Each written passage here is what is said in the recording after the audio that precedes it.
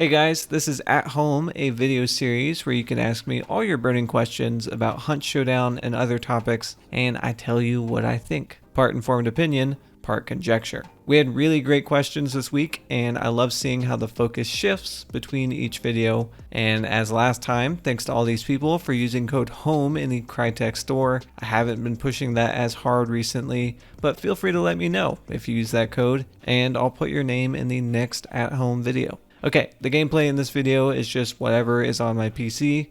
I haven't played much Hunt this week, so yeah. Feel free to answer your own opinion to the questions down in the comments below.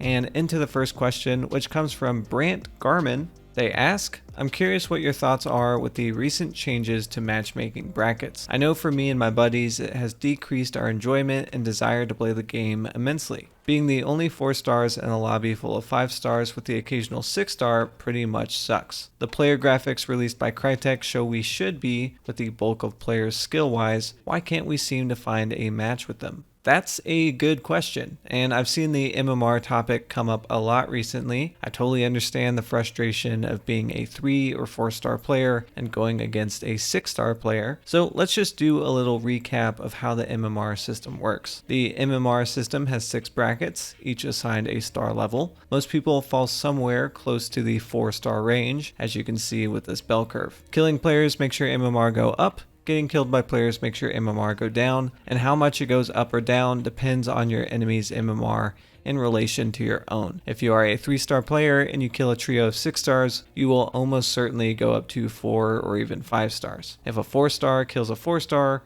there's little change at all. And if a 4 star kills a whole map of 4 stars, that would likely earn a star. But if you are playing in a team, there are other modifiers, like for random teammates, which lowers the team MMR rating by like half a star because the communication isn't as strong. The same is true for any underdog queues like solo versus trios. Another factor in all of this math and averaging is just player numbers in your region, what time you're playing, etc. And although Hunt is more popular than ever, it still doesn't have Call of Duty numbers, so who you get in a match with is just a best attempt at fairness. But it won't always be perfect because of the factors I just mentioned. There might not be that many 4 star players in your region queuing at that exact moment. There might be some players that are normally 4 stars, but they have just recently had a great match the game before, and so now they're up to 6 stars. I think the real problem is just the ambiguity of the system and how much it can fluctuate between matches. Crytek has made some quality of life updates like seeing the teams and the post-match details, but obviously there's still some work to be done. But on the flip side, I think players should be aware that there are a lot of factors at play, and those metrics are being analyzed the second you start searching for a match. So there can be a moment-to-moment difference on the quality of the lobby that the matchmaking system gives you. Personally, I think the MMR system is better than a truly random queue for Hunt, but I also recognize its imperfections and hope Crytek can make the tweaks that make it feel not only more fair, but more consistent. So I'm glad Crytek is willing to modify their MMR algorithm. I haven't really followed what they changed, but I do hope they can find a way to make it more consistent. But let's face it, every popular PvP game is struggling with skill-based matchmaking at the moment, and there are no easy solutions.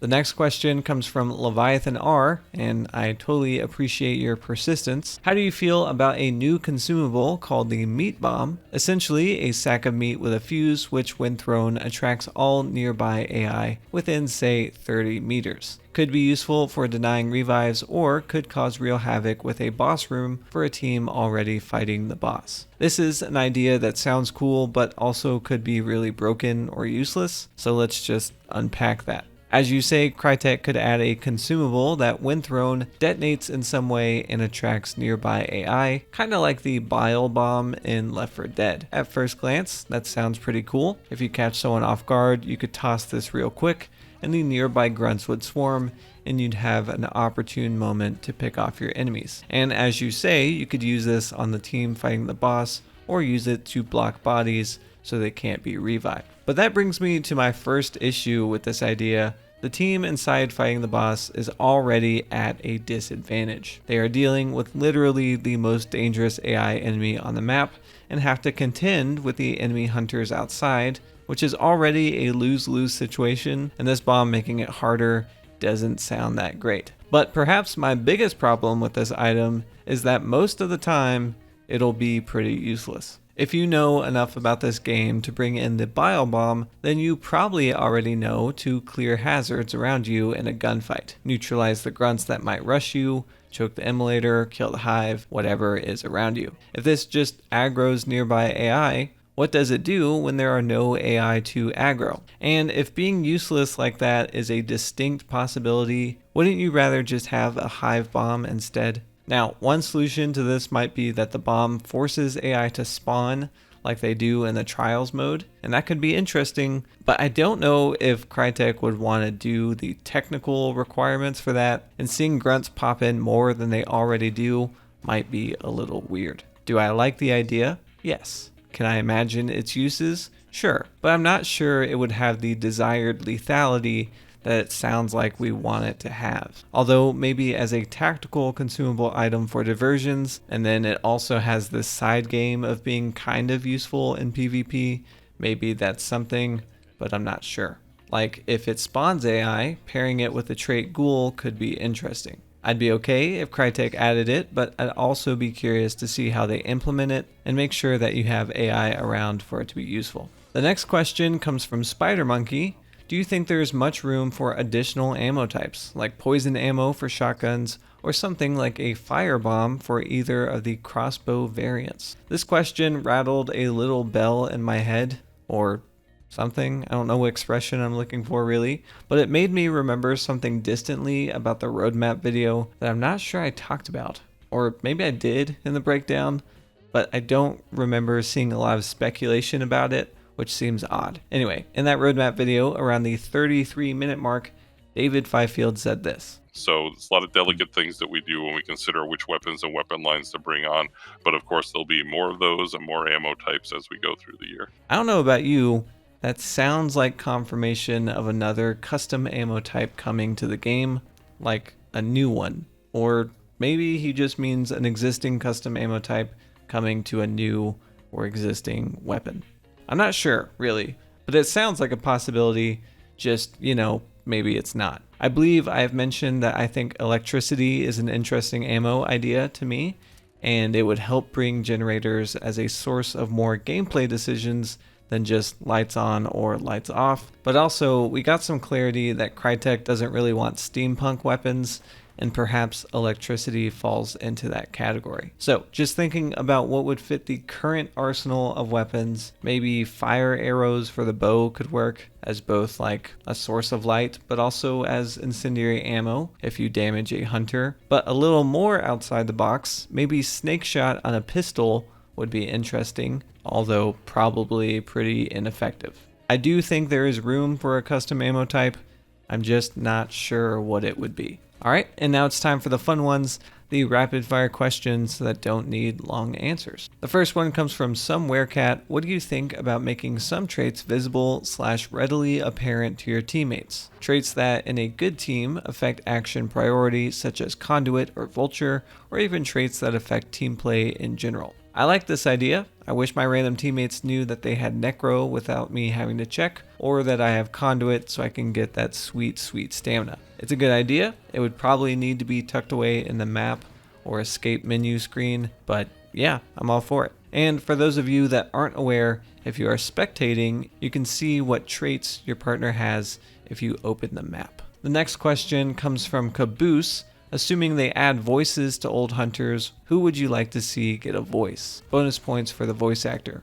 I'm gonna flip this question on its head a little bit. I don't know voice actors really, but I do have a few that immediately come to mind. So the first one is Elias Tufexis from Deus Ex's Adam Jensen, and R.C. Bray from all those sci-fi Audible titles like Helldivers, which is a series of books I never actually finished, but I liked the ones that I did read or listen to enough. Anyway, I don't know what characters they would play, but I think they both have the right voice, and it's kind of in the same area as Doug Cockle. The next question is from Jarno Scarecrow. Would you like a silent shotgun in Hunt? I know it would have no purpose, but I would love it as it reminds me of No Country for Old Men, where he used a silent shotgun and that was cool AF. Maybe. Bomb-Lance Steel Ball ammo exists, so you could use that. Shotguns don't really need a buff in my opinion. However, my girlfriend does love that movie, so I guess if I could use a silent shotgun with slugs to do a little Shigur roleplay video for her, then sure. Yeah, I would use it. Do we want to get killed by silent shotguns though? I'm not sure.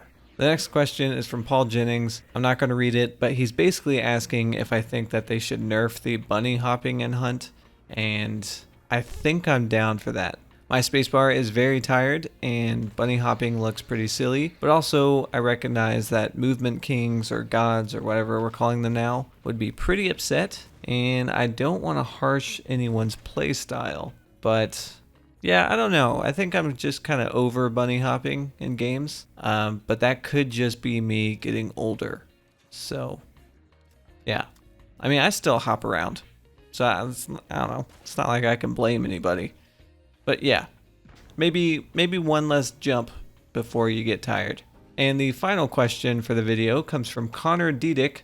They ask, what non-boss AI do you want to see added to the game? And my answer to that is the Bloodlines trailer showed bats, but as far as I know, that trailer wasn't really announcing anything. It was just like a trailer, and there was bats in the trailer. So having AI noise traps that spawn inside in attics like bats would do would be pretty cool, and it would just help you maybe find snipers or I don't know, whatever. It just sounds like a cool idea. Bring in the bats. All right, that's it for this episode of At Home. Let me know what you think of today's questions. Is the MMR system broken? That's probably the title of this video. Would you use the meat bomb? Is snake shot a dumb idea? Probably. I don't know. But until the next video, goodbye.